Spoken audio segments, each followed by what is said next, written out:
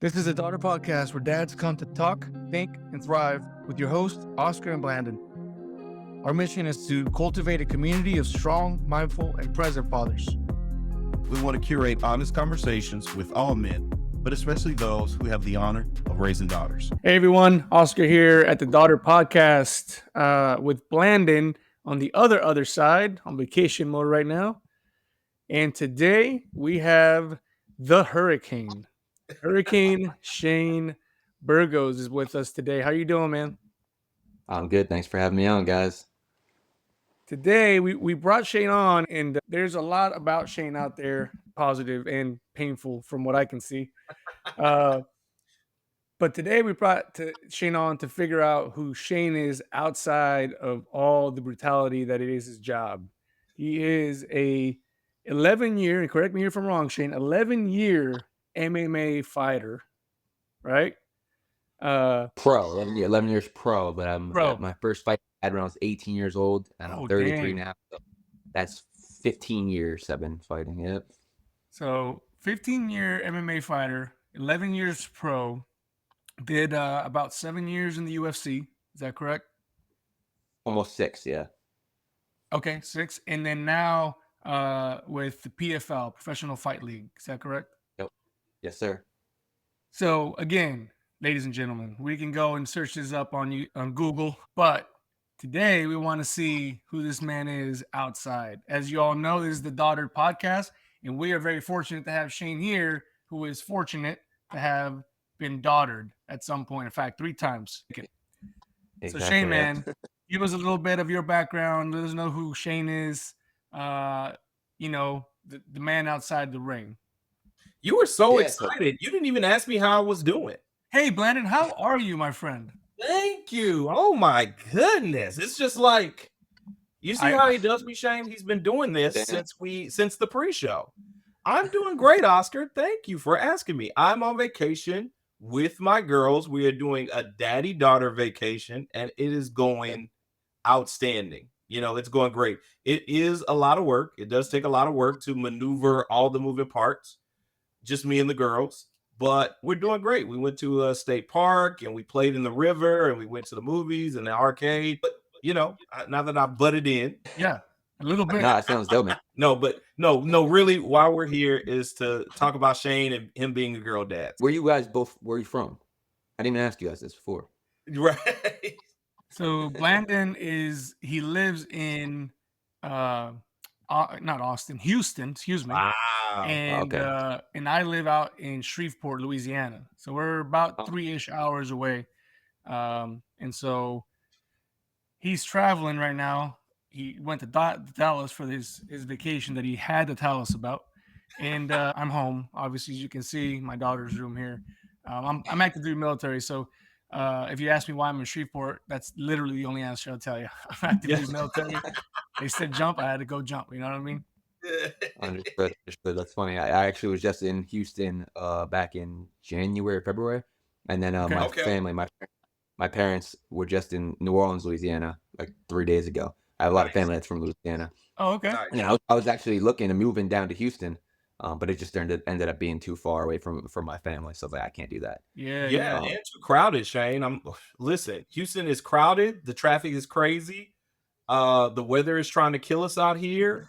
What else? No, Houston is cool. Houston is a great city, but it is crowded. So your move to the Sunshine State, I think that's probably a little better move for you. Yeah. So like I was telling you, I'm actually in the middle of selling my house. I just listed my house. It's on the market as of yesterday. And I had a bunch of people coming in and out doing showings. Right before this, I just had someone showing it. So like I'm in my room right now, but it's just there's nothing in it. It's just empty. Yeah. The walls are all that. So I'm selling my house here in New York. I live in New York, Monroe, New York, which is about an hour north of the city. And me, my wife, my daughters are moving down to the Tampa Bay area, Florida. Okay. All right. And you're changing camps. You're going to be traveling back and forth. I'll be traveling. I have no desire to switch of teams and anything like that. Like I've been with my team from the jump, so I zero desire to do anything like that. If it ain't broke, don't fix it. I feel I get so much. Yeah. Sure. So I plan on rocking with them until I'm done with this career of mine. But yeah, like you guys, there's way more to me than just what everybody sees on TV which is 15 minutes max. So yeah, I'm a father and I'm a husband. But aside from fighting, I feel like that's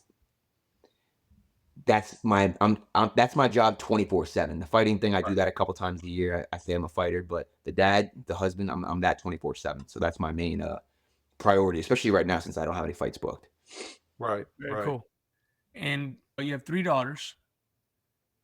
Yeah. What are So they range in age? my oldest, 7 years old, Avery, she's in February, and then Grace, she's my 3-year-old. She just turned 3 in April, and then Olivia, she's my soon-to-be 1-year-old. She'll be 1 on Friday, this coming Friday, July. Her first year of life went way quicker than the last two, too, which is the weirdest thing. Like, even one of my training partners asked, "Oh, how's the new baby?" I was like, "New." I was like, "She's gonna be 1 next week, bro." He's like, "What do you what?" I'm like, "That's how I feel." I'm like, I don't know if it's just me. I was like, time is going by even quicker now that I'm having more kids. Like, they're just like this. It's the weirdest thing. It's like those cliches everybody always talks about. Oh, wait till you have kids, time really flies by, and then everybody says, "Oh, time flies by when you have kids." I'm like, yeah, yeah, yeah, yeah. And then you're like, you live it. You're like, oh my god, what the Dude, what? Right? absolutely. Craziest thing. It's very weird and surreal, but that's a huge driving force for me moving. Like I've been saying that every winter I say, I hate it here. Why am I still here? This is my last winter here. This is my last winter here. This is my last winter here. I'm shoveling snow and I'm just like, I can't stand it. Yeah. It's freaking gray for like 8 months over here. We get Right. like May to September. That's like nice weather. But then like October hits and it's like a light switch. It's gray automatically. The leaves are all changing colors, and then you don't get sunshine until mid-April. And I'm like, I Oh, can't do this no dang. more. Seasonal depression is real too. Right. It's miserable. Oh, that's what I hear. I, No. I don't like sledding. I don't like snow. I don't like being cold.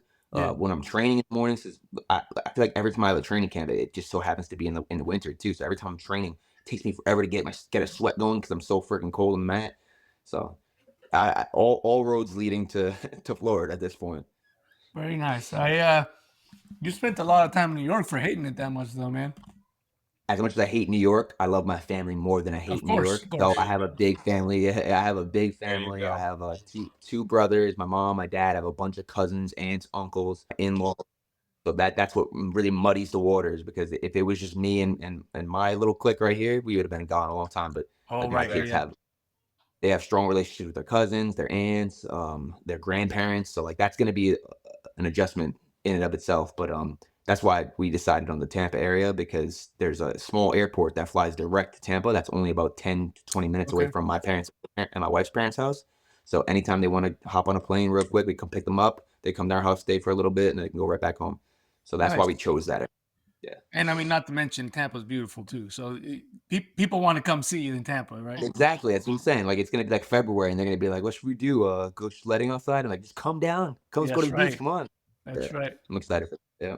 Yeah, but Very it takes cool, a man. lot to untether yourself from a close-knit family. So it's like that had to have been a something that was really well thought through. Yeah. And I mean, especially if you grew up with like your close immediate family, like Yep. grandparents and things like that, like I grew up, with my grandma right up the street. I saw her every single day, if not every other day. Yeah. So Yeah. it's one of the things that you want to pass on to your children, especially your girls. But it's a different day and time, and sometimes the best thing you can do for your family is to make a move. So respect for you for Exactly. making that decision, man. I, I appreciate it. And very well said. I completely agree. It's exactly how I felt because I lived with my grandparents when I was growing up, like all my life. My grandma was my second mom. My mom would go to work. I'd be with my Right. grandma. I was super close with my grandma and grandpa. I wanted my kids to have that. And my kids are super close with my mom too. So it's love it. I love it. I love to see that the relationship that they have. It's all three of them. They love my mom. They love her mom too. My wife's. So it's definitely gonna be hard, but I know that it's the right choice. Yeah, And the fact that it feels a little bit scary and a little bit uncomfortable, I just yeah, feel like that's That's right. like Yeah. God telling me this. You got to do this, man. You got to make that jump. You got to do it. It's like absolutely. more like walking by faith and not by sight right now. But I Absolutely. also know I feel like like, all of us want to do it. Everybody wants to do it, but one of us just has to do it. Once somebody takes that jump, then the rest of us will start jumping, and Right. I think we're all gonna come. I think we're all gonna end up being down in Florida too. There you So go. my family and her family. But that's what I'm saying. Like we all just are stuck over here and we get comfortable. You know how life goes. You like live in your comfort zone. You don't Yep. want to step out of it. And that's one thing that like being with the Fuel Hunt crew. Like I preach that too. Is like life happens outside of your comfort zone. Yeah. Me moving away from my family and away from my wife's family and taking my kids and going to the other side of the country, that's super uncomfortable. Yeah. But I know the fact that I feel like that, and it makes me, in a weird way, the uncomfort gives me comfort. If you can understand what I'm saying, like it just makes me believe this is what God wants for me. This is what I have to do. That's a great point, man. I mean, I come from a Hispanic family. I'm probably one of 3 of the cousins, if you will, that moved away because, you know, we went military and Yep. when I first moved, I didn't have any children. So it's almost like, yeah, you know, you're fine. Just leave. Oh, yeah. But as soon as we started having our girls, like my mom was like, "When are you guys coming back?" I'm like, "I don't think I'm going back to California ever in my life." But, you know, like, but it's hard because I grew up, just as you mentioned, like I had, if it wasn't my mom, if some of my aunts were taking care of Yep. us, I had cousins running around everywhere. My grandmother was always there. My grandfather was the hard disciplinarian. If we were messing around when our parents weren't home, like, you know what I mean? So we had that real connected family. And then now it's super kind of disheartening to like go home, we visit, but my girls don't have that connection like I did with my cousins and Yeah. grandparents and everything. So it's a little bit harder. So I 100% agree. Like it's definitely uncomfortable. And coming from a military member who this is our 8th move, our 8th location, if you will, it is something that is like it takes a lot of work, and you're right, a lot of faith to just be like, well, I guess this is where I'm supposed to be going, like, you know what I mean? Because Yeah. I mean, it's a big move. It's huge. Yeah. Props to you for being able to do that 8 times. It's hard. That's like the thing with me. Like when we finally decided on the Tampa area, I've done so much research. Like we've gone to 2 towns in South Carolina. We went to Houston, Texas before. We went to a bunch of different areas to check out where we would live because I don't want to go somewhere and be like, never mind. All right, take my kids out of here when they were just getting comfortable and move them Yeah. somewhere else. And then move them I didn't want to keep doing that. I want to go somewhere where I'm confident that we'll be able to just set up camp. Maybe not forever, but we're going to be there for a decent amount of time where I don't have to keep on moving them. So I know that's in my head. So I can only imagine how much harder that is for you when you don't really have a choice. Yeah, it's hard, but I think part of it is like you were talking, like you kind of have a choice, right? So you almost tend to overthink it. So you're like, well, Yeah. do we want to move here? Will this be our long term? Will this be our short term? I think some of that is taken away from us in a good way because Yeah, that's I true. could sit here and overthink it, but we're going. So Yeah. it's Yeah. you see what I mean? Like, Yeah. so Yeah. it's Yeah. Yeah. maybe it's me, That's but very I just don't overthink it. It's just getting the family to buy in, and then yeah. and again, that's even kind of a weird thing because it's like I suppose my wife could just go wherever house she wants, really, but it's like, yeah, we're gonna go here. Like, it's gonna be great. I promise. We have such a strong relationship, and trust me, it's not all candies and rainbows for sure. Oh, Especially when I give her the news of where we're going every single time. But she's our rock. So once I get her one over, everything's a little bit better sailing. Right. The beautiful thing about being able to untether yourself from family is because our families are steeped in so much tradition. And I'm a traditionalist, so I don't have anything wrong with tradition. But when you begin your own family, now you can start yeah. traditions of your own, and you Yep. can start to grow and build things that are just specific to your immediate family. And that's what I also appreciate. And when me and my wife finally freed ourselves from, okay, we have to go to this person's house on Thanksgiving, and we have to not go to this person's house and go to this person's house on Christmas and New Year's and this, that, and the other. When we were like, no, we're just going to go out of town for Thanksgiving. Or for Christmas, we start this tradition where we wait for the first cold day to go get our Christmas tree. So it's freeing. It's a freeing thing that you're doing. No, that's very both you guys very optimistic of you guys. I can definitely see how some other people can take that pessimistically and look at the negatives in that because Yeah. both of those great points optimistically looking at it, but I can easily see somebody going the other way and being like, oh man, I'm gonna miss out on my family stuff, or oh man, we're moving to Yeah. Shreveport, Louisiana. What the hell is there to do? But great outlook on that for both of you guys. Yeah, man. So tell us, man, when were you daughtered first? Take us through Shane's mindset when you find out you're having a girl. So technically daughter in 2016 because that's when I find out that I'm gonna have a daughter. We actually posted it on our wedding anniversary, our 1 year anniversary, and then find out I'm gonna have a girl. I was actually excited it was gonna be a girl because my cousin, we were super close. He married my wife's sister. Okay. So they're like his kids are my nephews and my second cousins. So it's pretty Oh cool. yeah, it's But interesting.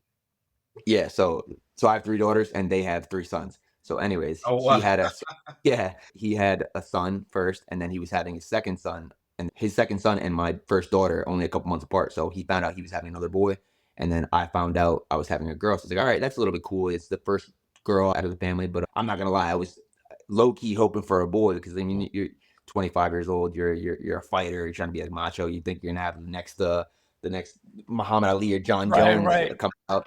All right, so I was definitely hoping for that. But then once I found out it was a girl, I was like, I'm cool with that actually because that'd be exciting. It'll be different. But I never pictured myself as a girl dad. Okay. Never. I couldn't even. It wasn't that I didn't want to be. It's just I couldn't even fathom the thought of how I personally would be as a girl dad because I also come from a family of 5. I have 2 other brothers. So my mom had me and two younger brothers. So I've only really been, and I'm a decent amount older. I'm 8 years older and 10 years older than my brothers. So I was Okay. like, I'm only used to being around boys really in that regard. So I was like, I don't know how I'm gonna be with a daughter. And then your kid comes out, and then you don't have to think about that. You know what I mean? Because it Yeah. just comes natural. I can't imagine not having a daughter. Obviously now I'm tenured at this point. I got 2 other Right. ones, so I can't even picture having a boy at this point. It would almost be like because you guys only have daughters, right? That's right. That's it. So I don't even know how if I'm molding my daughters a certain way, but if I had a son, I wouldn't mold them the same way. So I'd almost have to parent my daughters different than I parent my sons, right? Oh, Wouldn't you think that? Yeah. So, yeah, so that's why I can't even picture now how I could be a boy dad. So it's right. very weird. So when I found out, I was a little bit like, oh man, I wanted a boy. But I was like, it's cool. I'll have a girl. It'll be cool. And then coming to find out we're having our second daughter or my second kid, and I was hoping for another girl. I loved being Okay. a girl dad. I was like two sisters together. I was like, yeah, let's have another girl. Let's have another girl. Boom, another girl. I was like, yes, let's go. I'm done. No more kids. I'm done. Okay. I'm done. That's it. Tapped out. Done. Like my second kid, she was hard too. She was colic. She was hard. It Oh, was a very hard year. And she's like she got an attitude. She's 3 years old now, and she has that attitude. Like we call her a Gorilla Grace. Like Really she's nice. great. yes. But as much of an attitude, like me and her are like she's like the tightest to me. It's funny. Like she's like a daddy's girl. And then out of nowhere, my wife shows me the stick, and I'm like, get out of here. Like that's a faint line. I was like, what? But Grace is only a year and a half at this point. I'm like, no way. Yeah. She's like, yeah. No, take another one. Takes another one. And it's another faint line. And I'm like, that's clearly not. If it was positive, it would be like a dark blue line. You know what I'm saying? I was like, there's no. And then a couple days later, then she showed me it, and it was a dark blue line. I was like, oh no. I was like, no. I couldn't believe it, man. Like I literally couldn't believe it. The craziest part is that like we tried for my second for like months. It was weird. We were like the first one we had her relatively quick, and the second one we tried for a couple months and it didn't happen. So we're like, all right, let's just stop trying. I didn't think about it. And then like maybe 6, 7 months later, it happened. We're like, oh, all right. And then for this one, bro, like when I say I wasn't trying, I was not trying to have enough kids. I really was not trying to have enough. I was like, dude, two is good. And yeah, one little oops. And then yeah, it happened. So in my head, I was like, oh, okay, I see what you're doing here, God. I see what you're doing. You gave me. I was like, I see what you're doing. You gave me my 2 girls. Now you're gonna give me my son. Here we go. Now I'm gonna get the next John Jones or something like that. I'm gonna get this little killer. And then I popped the balloon, and it's pink again. And dude, I would have put $1 million that it was a boy. I literally was like, it's a boy. It's a lock. I know for a fact it's a boy. I popped the balloon. It was pink, and I was like, whoa. In my head, I was like, no way. And that took me like, if I'm just being real with you guys, that took me like 3 months Yeah. to get over the fact. I was like, yo, I was dead. Like, I was picturing so much. Yeah. I love my daughter to death. Would not change her for anything. Like she's my girl. We get it. Yeah. But when I popped that balloon, and I realized I was like, and now I'm really am done. Like knock on wood, I'm really am done. I have any more. So I had popped that balloon. I'm like, wow, I'm never gonna have a son. I was like, I had to swallow that pill. And be like, I thought I would have at least one son. I'm gonna pass one day, but I'm never gonna have a son. Yeah. So a lot of emotion. My wife is like, "You good?" I was like, "I am good," but I was like, now it's hitting me a little bit. I feel a little weird. Like, the fact that Yeah. I'm freaking, I'll never have a son. That's a little weird for me because I was dead set that this one was a boy, and it wasn't. So it was like a little bit of a, I don't want to say grieving process because that sounds so dramatic. It wasn't a grieving process, but it was a little bit of like a reality check to be For like, sure. I was like putting all my eggs in one basket. I really thought this was a boy. Pop in, it's a girl. Fast forward like right before she has her, and I'm like, dude, out of sight, out of mind. Couldn't care less. I raised two. I'm already two girls deep. Right. What's one more girl? I don't have to buy new toys. I Yeah. don't have to Yeah. change up my parenting methods. I already know how to raise the two girls. So honestly, it just made it a smooth transition to having another one. So honestly, if I had a fourth at this point, I just give me another girl at this point. Right. That's right. It's funny because you went through and I don't know these like exact, but you know how the grieving process is like anger, sadness, Yeah. and then like you went Denial, bargaining. Yep. right. That's right. Like, I and then you popped the finally get balloon. I to was the like, point where like, oh, well, this could be good. This could be good. Then finally acceptance. Then finally acceptance. It's yes. like, Right. yeah, this is happening. Yeah, it happened. It's funny, Shane, because you described what I had prior to having my third. So where you got surprised and then you had to come Yeah. to grips with having a girl. For me, my wife was like, I really want another kid. And I was like, I kept telling her, and we've talked about this before in the podcast where I wasn't necessarily wanting a boy, but I think you probably articulated it better than I like. I don't think I ever thought of it in this way, but I Yeah. think the thought was, well, what if I don't have a boy, right? Because again, as we mentioned in the podcast before, uh, culturally, I was technically supposed to have a boy. Like my father and my family would be like, well, you have a boy, like you have to have a boy. Like everybody's got a boy. Um, and so when my wife kept asking me for a third kid, I was like, just give me some time. Like, give me some time because what I didn't want to happen was pop the balloon. And I think actually our third, we did do the little balloon thing. What I didn't want to happen was to pop the balloon and and have a negative feeling towards it. You know what I mean? And Yep. so Yep. it took me, I think legitimately I want to say like about 3 months, and that's when I told my wife, I'm like, all right, like let's do this. Like if at this point I already have two girls, just like you mentioned, I'm Yeah. good with having a girl, and I was good with having another kid, another baby, but I wanted to make sure that my mind was right to introduce another girl into the family, Very and mature. I mean, I'm not a mathematician, but I'm like, I've already made two girls, so odds are I'm gonna make a third. Right? And so I needed to come to grips with that. And then we went ahead, and sure enough, it was a girl. And my wife was so adamant. She's like, it's gonna be a boy. She kept saying, like, I'm holding it differently or carrying it differently, Yeah. whatever they Yeah. say. Same. In Same. these Yeah. things, like trying to convince Yeah. herself. And I think she was trying to like get me on board. And I was like, nah, I'm telling you, it's gonna be a girl. Like I just knew it. And sure enough, it was a girl. So I think you did what I did, uh, but you did it. You had to do it after Yeah. after you found out. You know what I mean? Exactly, because you decided when to have my she just made her way in. So I was like, "Oh, okay, all right, that's I have a chance to think about it like you did." So if I had a chance, maybe I would have came to grips before. But Right. dude, I was like, like I'm telling you, I would have put anything on it. I was like, "It's a boy. I'm not even. I see what God's doing right now." He's like, Yeah. "Sure, yeah, I see this. I know it." But it's all good, bro. Like I see what he's doing in reverse. I see like he put me in this position to raise three strong women, three godly women. God, like I see what he's doing, and I think that only certain men can really father daughters the way they should be, because Right. it's definitely not easy. I mean, I'm not I don't know how you guys are, but I'm not a very emotional, touchy-feely kind of person. But when I'm with my kids, I can be that for them. Well, I think that like shone a light on me that I was like, I didn't know I could be like this because I never had to be like this. Hmm. I was never in the position to be like this. But now when it's for your kids, there's nothing you wouldn't do, or there's nothing you wouldn't change about yourself to better your kids' lives. There's nothing I 100%. wouldn't do for them.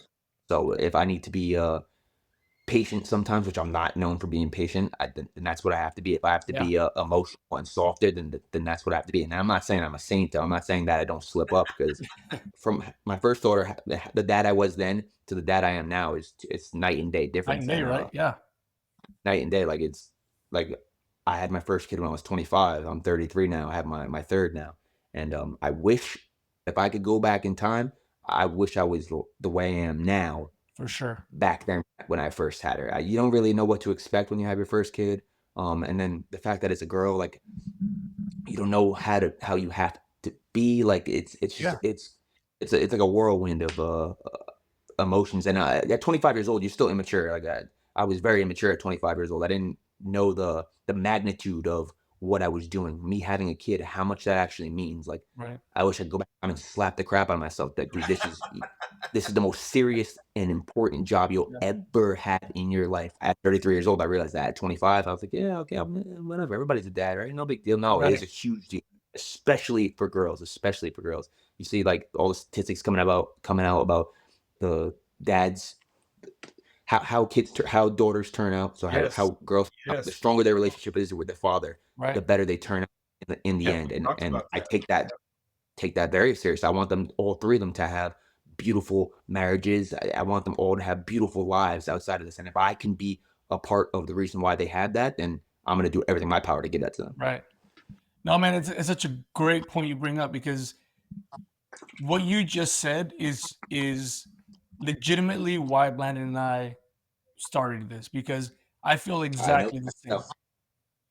Yeah, I feel exactly the same. If I could have been the dad that I am now, and this is maybe not saying that much, because I'm still working hard, because Of course, it's a exactly. big learning curve, right? Always. But if I could have been the dad that I am now to my oldest when she was little, like, I think back at some of the things, I was like, oh my gosh, man. Like, we've talked about this, Blandon, at length. Just the feeling that I get when I see my oldest now, and I'm like, man, I'm so sorry that I could not be that parent for you. Because she'll tell me sometimes, 'cause I'll be treating my, I have a 12-year-old, I have an 8-year-old, and a 3-year-old. And my 3-year-old's a punk, but if my oldest, at the time my oldest was 3, if she was acting like my current 3-year-old, I was a whole different person, dude. And now she'll see me, like, maneuver through the whole 3-year-old stuff, and she's like, she remembers these things, and I even feel bad not remembering. She's like, well, you didn't do that with me. I mean, you're 100% correct. I did not do it like this with you, and I'm very sorry for that. Like, so yeah, man. Like, if you're a good father, like, if you truly care, this is the hardest job. Yeah. 100%. Because you said something that kind of triggered me, and I think I think I felt like this before, where it's like, and you have a buddy, or maybe even not a friend or whatever, but you look at some one person, you're like, if that dude could do it, I should be fine, right? Yeah. And even, like, you watch something on TV and they portray some horrible dad who's like, I'll be better than that, but Yeah, in exactly. reality, if you are really involved and really dive into what it means to be a father to these girls, it's way bigger. Like, to me, it's overwhelmingly bigger. Huge. Right. But, we talked about this with Joey when we had him on. The impact that the woman has in life is huge. And so by that note, the work we do with our girls is going to impact so much and so many as they grow up, either negatively or positively, and that's all dependent on the work that we put in. Exactly. That trickle down effect. Like, how we handle our own kids is going to trickle down to how they handle their husbands, and then they handle their kids, and then they handle their grandkids. So, like, I don't think I'm even close to the best dad in the world, but my goal is to be the absolute best dad I can be to my 3 daughters. And me striving for that is only going to make that trickle down effect even stronger. And like, one of the things you said, I think what makes you a great father, I think you guys would agree, is taking accountability. Yeah. and realizing I didn't handle that right before. So let me go on and do the right thing. Let me go apologize to my daughter, Right. even though she's the kid and I'm the dad. Let me show her that it doesn't matter if I'm her dad and she's my kid. We're even. If I messed up, I'm gonna go tell you I'm sorry. If I remember something that I did back in the day, then and if my kid's ever 12 years old and she said when I was 5 or something, you did this wrong, then I'm gonna take accountability and say, you're right. I didn't handle that right, and I apologize. And I feel like that's gonna be huge too, because if their father is apologizing, what kind of standards are they going to have for their own husbands? I want them to be so proud of me that they say, I want somebody like my dad. And I think both you guys probably feel the exact same way, Oh, right? absolutely. Yeah. You need to become the standard of Exactly. Yeah. masculinity in their lives.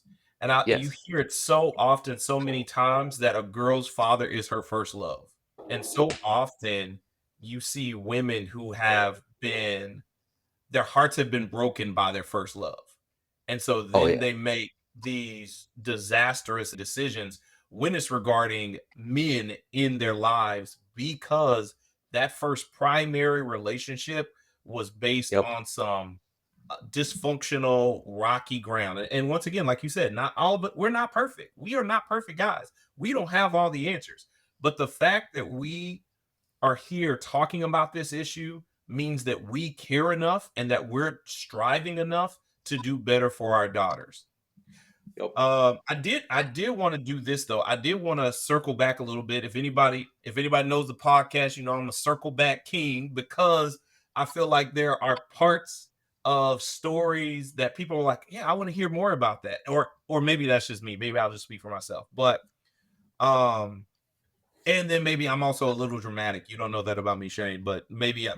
I'm a little bit, just a little bit. So when you were saying how, like, you had to rest in the fact and the knowledge that you will never have a boy, I think a lot of girl dads go through that, man. I don't think that's something that we want to, like, skate over. Not saying you were skating it over it, but you were Yeah. just trying to say, hey, but I love my daughter, and I love her now. But the fact is that, like, at this point in my life, me, I'm done. The factory's closed, and so I'm not going to have another kid. I Yeah. have my two girls, and that's it.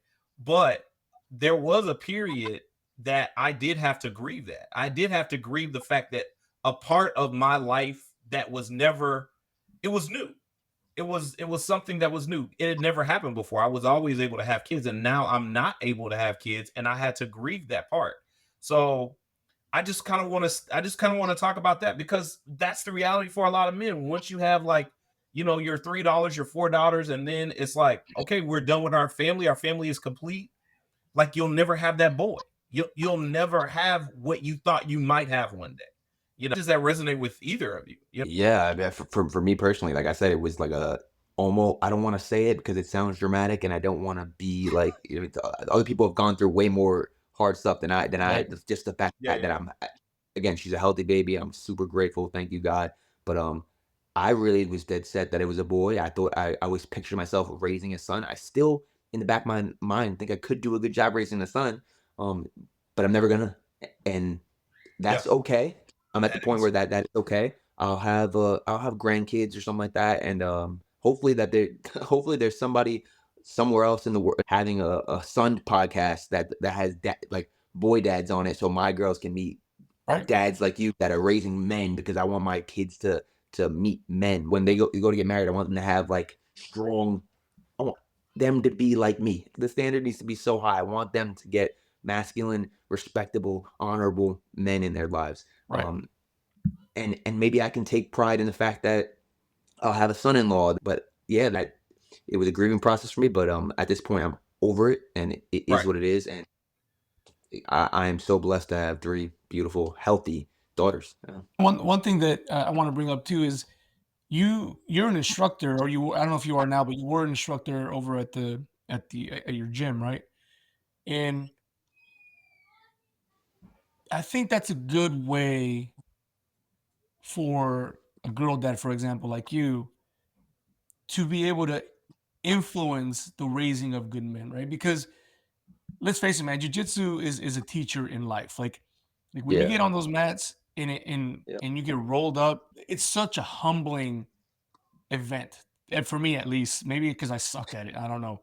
But like when I get on the mats and I get rolled up, and sure, there's frustration and this and that. If life rolls you up, you have to figure out what you're gonna do with what you got given, right? And Shane, you talked beautifully about that. With you having your condition, your surgeries, coming back, and saying, "Hey, this is the hand that I'm dealt with, or that I'm dealt. I'm just gonna do what I do." Right? And I think teachers and instructors like yourself have that opportunity, even though you don't have a son, to influence one or two dudes that are in that gym to say, "Hey, Yeah. come here, work hard. You don't be entitled." Like essentially, take all the rules of the few, which I know that you live by, and implement them in some other man, right? And then secondly, you're Hurricane Shane, dude. You have a platform where men can be over. Hopefully they listen to this podcast and they say, "Yeah, he's a beast, and he's done all this work." And then also he's for lack of better terms, a beast at trying to be a better father for his girls or for his family. And so all of that, I think, with your platform and notoriety, and then also being an instructor, I think you still have that great opportunity. What do they say? It's like, you want to change the world, change it in your environment, right? And just that little bit, I mean, you start to send those dudes out to other places, and then they grow that same mindset. And for me, that's something that I always think about, is that I'm not I don't I'm not in that situation. But more and more, the more I sit here with Blandon and we go through these conversations, and I keep thinking, okay, yeah, I want to be a good dad for my girls, which is literally my 100% sole purpose in life now, is just to figure Yeah. out how to learn from everybody, right? But then, in my mind, and I think, what is within my control, right? So I'm within my control to try to get better, to learn, to ask for forgiveness, to like all these little things are within my control. But maybe also in my control is finding those young men to mentor, to implement some of these thought processes, and hopefully, they leave the gym, or they leave whatever wherever you're mentoring them, and they can then take that forward. So I've started to more and more think about that, because yes, I'm working hard to do that here in my household, and to be that man that should be the standard. And man, I think Landon said it, like, I'm not perfect. Like, it's literally a work in progress. Like, I walk around with that sign that says "work in progress," excuse our mess, kind of thing. Like, that's really how I feel when I'm walking around the house trying to figure this thing out. Um, but more and more, I keep thinking, I'm like, what else is in my control? Like, because I have a 12-year-old, man. Boys are starting to come around. Like, what kind of boys coming around here? Can I Yeah. influence that? And if Yeah. I can influence it, can I scare it? Right? Like if I can't influence the kid, I might have to scare him. Like one of the two, um, just to set a precedence. But all joking aside, like really though, how can we influence, as dads of girls, influence the world around our girls as well, not just them? And I think you have a great opportunity in doing that. Yeah, well said. And maybe like sitting back and thinking about it, like maybe that's why I'm over that fact that I probably won't have a son, because I am in the position, like, my youngest brother is 10 years younger than me. So I'm not trying to say I'm a dad to him or anything like that, but I do know that me and him have a super close relationship. We train together all the time and stuff like that. So it's almost like I'm a second father. I'm not trying to take anything away from my own dad. But it's like I do have an influence on him. I know he looks up to me. I'm his older brother. He's fighting too. He's 2-0 professional, so he wants to follow in the footsteps, and he wants to make it to the UFC one day, in the PFL and all that stuff. So I have that with him, and then my other brother is 8 years younger than me, so it's still it's a pretty significant amount younger than me. And he's having his first kid. He's actually having a son literally any day now. So again, I'm in that position where they're looking up to me because I already have 3 kids, and he can see. So I take that serious too, where I want to be a good influence to my brothers, because I care so much Right. about their futures. I want them to be good men, and I want my other brother to be a good father to his son. So I put that in my mind, and I'm not trying to come off as self-righteous or anything like that, but I want to be somebody that they do look up to in right regard. I treat my wife good. I treat my kids good. I handle my business. I do what I'm supposed to do. I don't do what I'm not supposed to do. I take all that very serious. And then on top of that, I have the gym. Like I used to be a head instructor, working with kids and stuff like that. I did that for a long time up until I made it to the UFC, and I was able to pay the bills off of that. But I do teach, but it's only one time a week now, with the fighters at the gym. And a lot of those dudes are amateurs and working their way up to try to become professional too. So I do think that they probably do look up to me in some regards too. But again, I'm trying to be a good influence for those guys on the mat. Try to show them this is what I do on the mat and off the mat. I'm not just a UFC fighter and all this stuff. Like I'm an actual good person. I don't want to ever come off as I'm authentic. I'm as real and as raw as you're gonna get it. What you see is what you get. I don't put on a show for anyone. I'm not pretending to be something that I'm not. I am me all the time in front of everybody. Maybe having those people that I'm around, those men that I'm around, makes it easier for me to swallow the fact that I never will have a son. Because like I said, I'm okay with that. I know that I'm meant to have 3 daughters, and I wouldn't change it for the world. Right. Yeah, absolutely.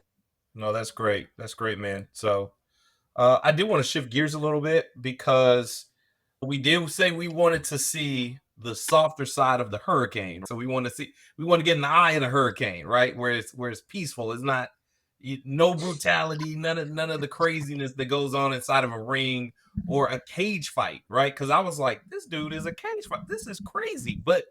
And then he's got girls. So it's the juxtaposition for me is just crazy. That's what's wild. But what is your like favorite thing to do with your daughters? Like, is it, like movies, ice cream, tea parties? Like, tell us what's the favorite thing you have going with your daughters? Well, tell you right now, fighting, you develop eating disorder with fighting. Like with the cutting weight of a fight, you literally develop eating disorder. Like, so after a fight, like my favorite thing to do is like get my kids, the 2 older ones.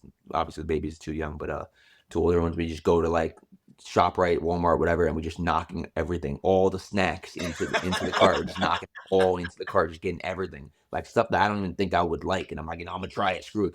'Cause like after a fight, it's like the floodgates are open, and I'm eating everything I can, getting it out of my system, because I'm so strict and so meticulous when I'm in camp. Like, dude, I count every single calorie, every carb, every macro I count. So when I'm out of a fight camp, it's like I'm clearing the shelves. So that's like my favorite thing. Like, I fought in New York City, and I left the next morning after the fight, and I went to Magnolia Bakery. I don't know if you guys know, but it's like a world famous bakery in the city.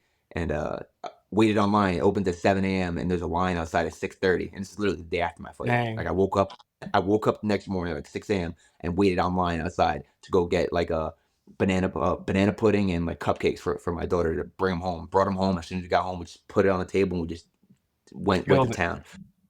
So I love doing stuff like that with them. That's probably my favorite thing to do, because they get so excited because they eat super clean too. So they know, like, when dad's done with the fight, it's time we get to treat ourselves too. Yeah. So the floodgates open for them a little bit too. Well, I'm glad I know you like banana pudding now, Shane. So I don't know how it is in New York, but I know it's not as good as my mom's. So when you come to Houston the next time, you let me know, and I will have some banana pudding for you. All right, so you can. If you're out the fight camp, you know what I'm saying. I'll take your word for it. Nah, if I'm in a fight camp, I gotta try it anyways. No matter. You gotta try it for sure, man. Now, the other question I wanted to ask, I know we're getting close on our time here. Thinking back, man, you mentioned, at 25, I didn't have kids at 25, and I'm super glad for it, because I was not. I think at 25, we were still in our first base, right, man? Like, we were. What was over in Texas? So you'd have been all right. I don't think so. Anyway, 25. My wife and I got married young, and then we decided we were gonna have kids for a while. Get to know each other and do us for a while. But if you can take what you know now, right? So going back and saying, I would say 1.0, right? So Shane 1.0, like, you should probably do XYZ in preparation for your daughter. Like, knowing what you know now, would you have changed anything? Or more importantly, like, maybe your mindset. Was your mindset right? Like, what would you tell your brother, who's, I know he's having a son, but Yeah. if he was having a girl, like, what would you do? You sit him down and say what to him in preparation for having a daughter? Oh, man, learn to be patient, because that's a huge thing. When you first have them, those first couple of months, it feels like it's so hard, and it feels like in your head you're kind of like, oh, this is my life forever. Yeah. But you don't, right? It's almost like, oh, this is it. I'll never be able to sleep regularly. I'll never be able to go out. I'll never be able to do anything fun. This is just the way I live. It goes by like this. So I would say, take a deep breath, relax, learn to be patient, and this is gonna be over before you know it. And it got easier. Like the first one, I was like, oh my God, this is the craziest thing. Second one, I was like, oh my God, I'm doing it again. And then the third one was like, oh my God, oh yeah, this is gonna pass. Yeah. And then it took me to the third one to realize it. But that's one thing I would say. But and then the other thing is that try to be more selfless. You can't really say that. You know what I mean? Like, I don't know how to articulate that, because your life gets completely flipped around when you have a kid. Right. It's like your life basically gets put on the back burner. And I want to say this before we want to circle back. Parenting is hard for good parents, for parents that care. Parenting is very hard. Parenting is very easy if you don't give a crap. If you don't care, it's so easy. It's so easy. But like you guys said, like, I can tell you guys, it's hard. It's hard because you care. So the more you care, the harder it is. So try to be as selfless as possible. And it's a very hard thing to say, because I wasn't. If I could turn back time again, I wish I was Shane 2.0 back when I had my kid. But again, you just, one, you're immature, and two, you don't know what to expect. If I was 33 years old and I still had my first kid, I still wouldn't know exactly what to expect and how I'm going to react to this. The life change from having a kid is like, it's literally like a light switch on and off. Like it's like this. It's really crazy when you sit back and you think about it. Like, when you don't have kids, life is easy. It's really easy. It's like you don't have to worry about anything but yourself. Now I got 3 kids and a wife, all depending on me, man. It's like it's a lot harder than they make it seem. And it's funny because, like, everybody has kids, right? But again, the people that the parents that care the most, they come few and far between. I don't think everyone, if I'm just being honest, but I don't think everyone cares. I'm being serious, but I don't think everyone cares as much about being a good dad as me and you guys. You guys started a podcast about it. So I really don't think that people take it as seriously as they should. And again, this is the future of our country. But aside from that, it's our future. These are people. Like, I want the best for them. I want their futures to be 10 times better than mine. Whatever I have, I want them to have 1 million of whatever I have. Right. I want them to be so much better off than I am. So if I could just remove myself and do everything and take myself out of it, not worry about what Shane needs or what this and that. What do they need? So again, it's hard for me to articulate how to tell somebody to be more selfless, but I would say practice selflessness. I guess that's the hard thing. But my wife did it. She's a very, like, almost to a full selfless person. So that's always something that I've strived to be like. And just seeing how she is with our daughter is like, it's really pushed me, and she's made me grow into the man that I am. So huge shout out to my wife for that, because she's been patient too. Yeah, Shane, I think what you're describing, and I think what's been brought back to my remembrance, is a scripture that says, consider others more important than you consider yourself. And that is how you foster and you continue to preach selflessness. Because if I consider my children and my wife more important than myself, because I'm going to be honest, I already think about myself as important. So if I think of them more importantly than myself, then I can begin that journey and strive for selflessness, right? Because if I'm already like, we already do it for ourselves. It's like, I'm hungry. Have I eaten? But now I ask my kids, hey, are you guys hungry?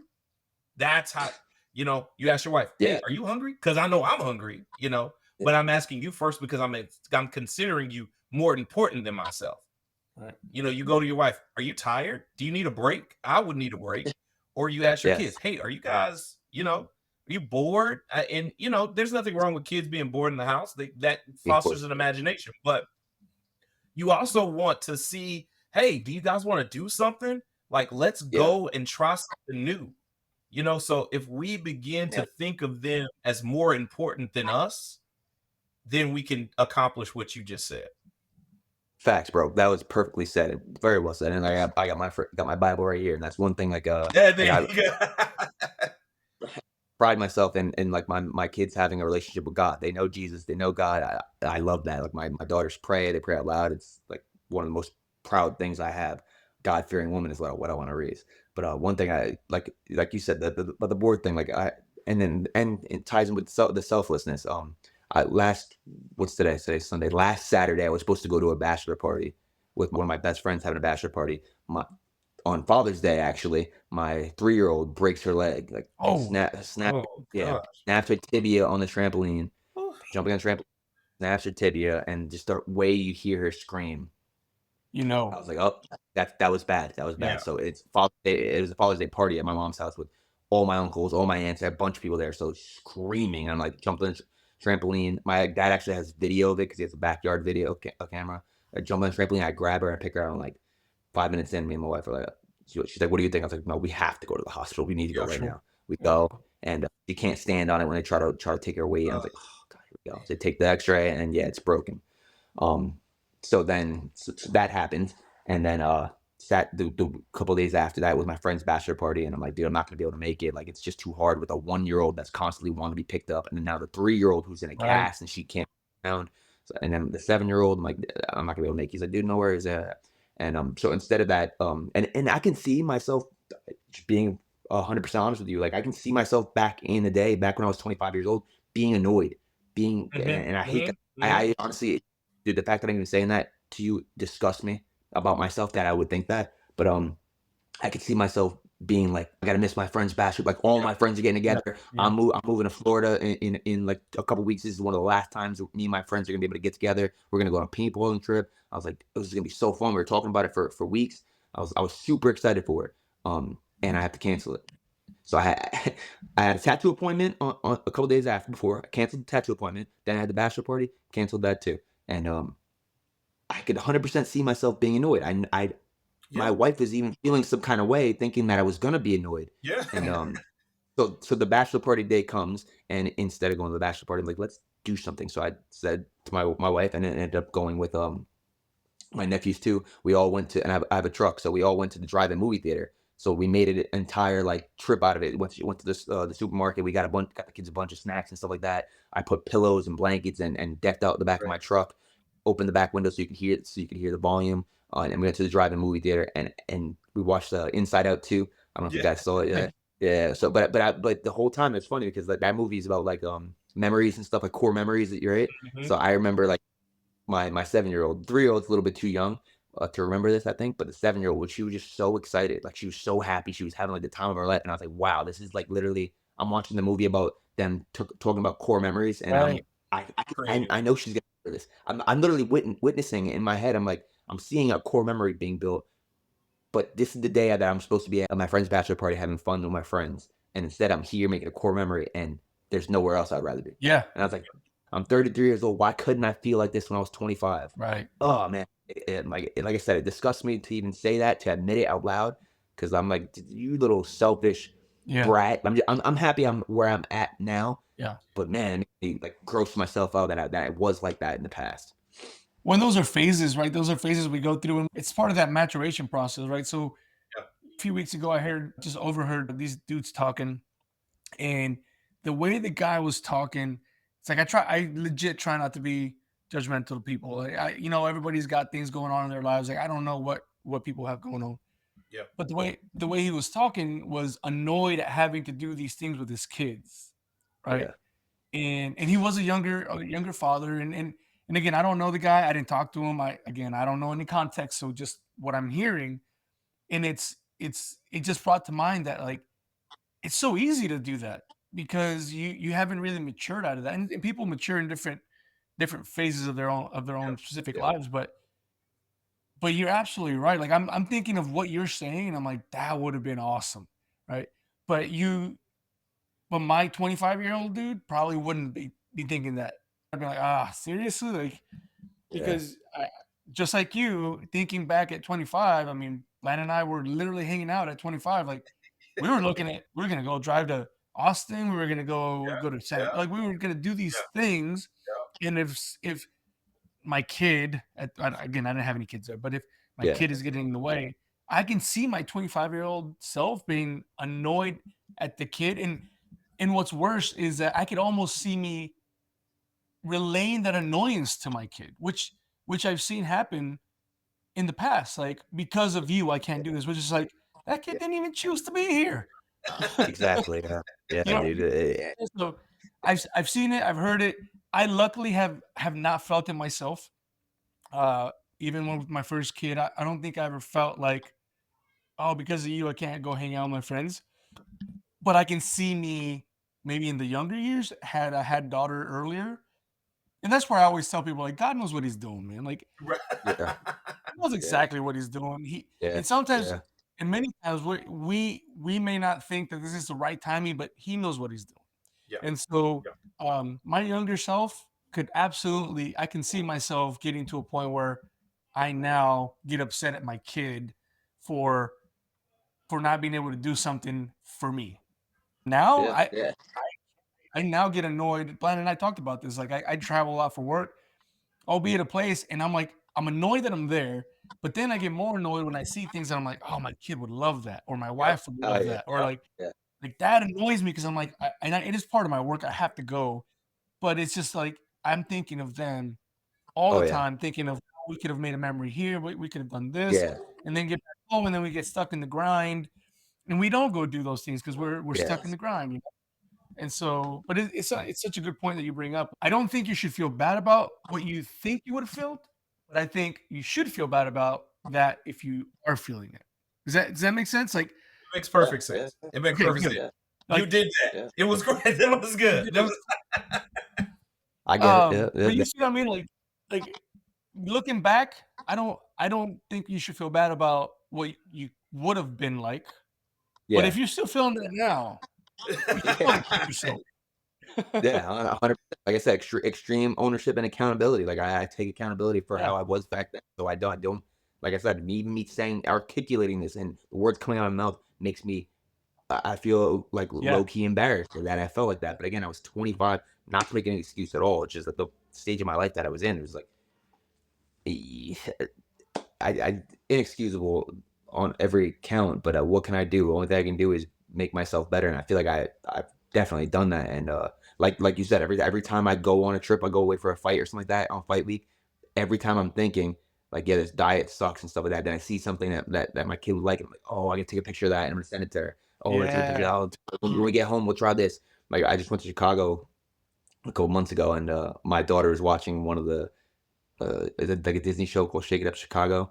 yeah. So she's watching that and I was like, oh, I'm actually going there. So I took videos and stuff like that to show her, and she's like, oh, that's so cool. Like maybe we'll go one day. But every time I'm away from them, I'm always thinking about things that they would like. It's funny, I don't Like, even realize that until you said it. I'm like, wow, every single time I'm yeah. away, I do that every time. Yep.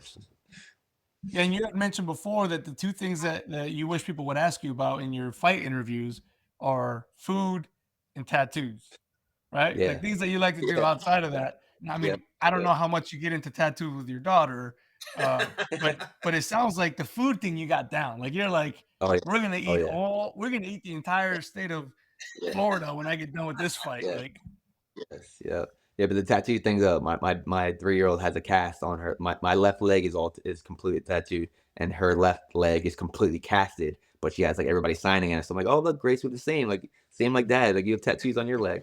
It's funny. And then I literally just got I have like my whole chest tattooed a couple weeks ago, and I'm finishing that. And it's a big eagle, and she's like obsessed with it. She's always wanting, let me see your eagle. Let me see your eagle. Let me see your eagle. It's the nice. funniest. Yeah. So she's getting into tattoos too. I have to ask, did you cover the stars? Is that what you were doing? That's part of it. Yep. They're gone. Oh yeah, you did cover those stars. I know Gone. you mentioned that before. Yep. Yep. That's a representation for me. Like I didn't even think about it until like somebody said it. It's like, oh, you're known for the stars. It's like, oh man, the old me is dead and gone now, I guess. Yeah. Yeah, hey, you got to kill the old to get with the new, man. There you go. Exactly. There you go. Exactly. And super proud of of the dad that I am today, and the man that I am today, which is, again, it might sound self-righteous. At this point, I don't really care because I know where I was and I know where I am now, and I'm proud of the progress. And the best way to tell if you're a good dad is if your kids like to spend time with you. Absolutely. And my kids love to spend time with me. My wife can go to the grocery store. My kids will be okay. You know what I mean? Like, I scream, "Mama." Like my 3-year-old, me, especially me and her, like we just have such a tight relationship. Just because the way that she was born. When she was born, my older one was in the middle of a cheer camp and stuff like that. So I spent so much time with that middle one, that we got such a tight relationship that like she almost it's weird because like the other two are like mama's girls, but that middle one is like she's like obsessed with me. Like she's my bunk mate. We go to sleep together every night. She has to be rubbing my shoulders or something like that to go to sleep. Right. If I get out of the bed, it's over. She gets up right away. If she doesn't feel me around, she wakes up. So that just she sleeps in my bed. Yeah. That's a good feeling. Yeah, it is. It's the best. It's the best. So we were talking about like how you presently know that you're a good dad, and I think that's an amazing point that your kids want to spend time with you, and I think that is a good litmus test. Like if they were like, "No, Dad, we're done," you probably should check some things. But I want to talk about the future, and I don't know if Oscar has a question after this, but this is my last question for you on my end. What do you think you want your legacy to be with your girls? This is another canned question that we have. Like, what do you want them to remember you from or of, or what do you want to leave them with? I mean, we know you're a winner. You got a winning record. So I mean, is that a part of that legacy? Or, I don't want to put words in your mouth, but just kind of let us know, like, what do you want to leave your daughters of you? So I want them to take away that the fact that they felt love from their dad. They felt like I'm a man that they want their husband to be like. I am a father that they want their husband to become one day. That would be the ultimate compliment for them to strive to get someone that is like their dad. I don't ever want them to look at another person and think that that person is better than their dad. So that puts a lot of pressure on them. That's okay. I'm cool with that. I'm cool with that pressure. That makes me up my game. So I want to be the absolute best. I want them to say that you were the best dad you could have been. I would die a happy man if they told me that. Yeah. Well, hopefully this helps in talking these things out. Also, hopefully this helps someone else out there thinking those same thoughts of, am I a good father? How was I before?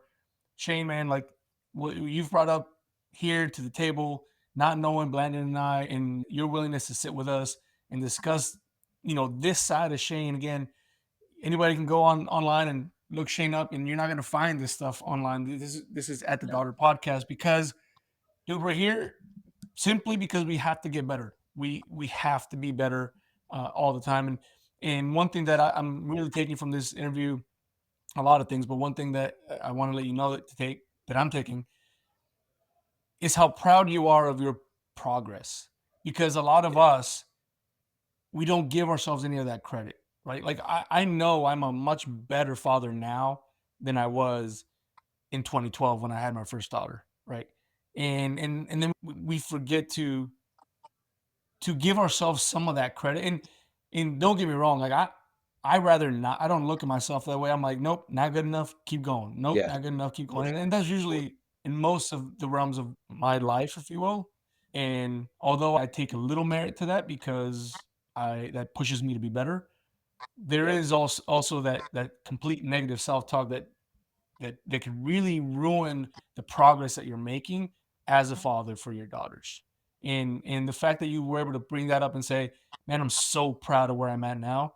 That's really big for some of us that don't give ourselves any of that credit. So I really appreciate you for saying that, because as you mentioned, if you're trying, you're probably feeling like you take more losses than wins. Right. Yeah. And so to circle back with Landon, but if your kids are coming back, hanging out with you, don't want to leave your side, you've got some wins in there. You're just not catching those, And Exactly. and if we're constantly beating ourselves up for the things we're not doing right, you miss those moments where we could catch that win and really realize like, oh, I'm doing something right, right? And so I think that's a big point that you brought in. I appreciate that. I think it's human nature to focus more on the negatives, to be like, oh, I messed up here, I messed up there. But what about the positives? Like you got to kind of like take a step back and see how far you've come. And I don't know you guys aside from this conversation that we've had. Like, we texted a little bit, but I have never really spoke to you guys. Yeah. So full disclosure here, but the fact that you guys even started this podcast goes to show that you care. You didn't want to just start a podcast to try to blow up and be the next George Janko or anything like that. Like, you started this because you actually care about the job that you're going to have for the rest of your life. You're going to be a dad until the day you die. Right. And you're taking it serious enough to make a podcast to open people's eyes to that. So I honor both you guys for even putting this thing together and reaching out to all the other dads and trying to raise the bar. Because that's the biggest thing, I feel like. Raising the bar. Like, the bar is always going to be unattainable. And if it's not unattainable, then your standard is too low. Like, I'm never going to reach that bar because I'm proud of the progress that I made, but the bar is still, I can't even see it. It's still that high. You know what I mean? And I feel like you guys think the same exact way. So you guys both deserve credit for that too. I appreciate you very much, man. Thank you. Appreciate you, man. With that said, we'll leave on a positive, good note that Shane threw at us, because thank you so much for that. Where can people find you, Shane? We've seen you on Instagram, right? Yep. Where else you can we find Instagram? I'm at Hurricane Shane _ on Instagram. I was on Twitter at Hurricane Shane B, but that got hacked like 4 years ago, so I just gave up on that one. So I'm on Instagram, guys. Very good. And we'll post that onto the camera here when you guys watch this on YouTube. We'll also have it on all the show notes. You can find Shane. I would highly recommend you watch some of these fights because they're awesome. They're awesome fights, man. And again, I know we're not talking about the fight game here, but I can just only imagine leaving that Brew Arena and going to your girls, and it's just a completely different environment. So super cool that you came over to hang out with us. Thank you so much. I thank Joey Bowen for getting us together from Fuel Hunt. The dude is awesome, man. Mentoring us a little bit on some of the things we're doing, and then he was on here. So thank you, Joey, for the opportunity and the connection here. And Shane, man, anytime you want to come back and talk girl dad stuff, Lion and I are here. We're always for it. So please, you're always welcome at the Daughter Podcast. For you guys out there, listen, share this with the folks that could hear this, who could take advantage of the information that comes out from the Daughter Podcast. Show them who Hurricane Shane is on the outside. And I think it's important. I know I say it jokingly, but it's important because you see a glimpse of him in the ring, but he just mentioned that he's doing the hardest job and the most important job in the world, and that's being a father to his daughters. So hopefully you guys are listening out there. Hopefully you guys got something out of this. If you did, remember to subscribe to the podcast, subscribe to YouTube. Also, if you have any comments, suggestions, or concerns of the podcast, you can send them to conversations@daughterpodcast.com. Shane, anything else you got for us, man? Any closing words? Keep raising the bar, guys. Keep raising the bar. Love what you're doing. Keep it up. Thank you, sir. And Blandon, anything from you? Thank you, Shane, for coming on, talking to us, really inspiring us to take pride in the progress that we've been making, and to also know how precious these little girls are. For all of you, thank you for listening. We'll see you on the next one. Peace.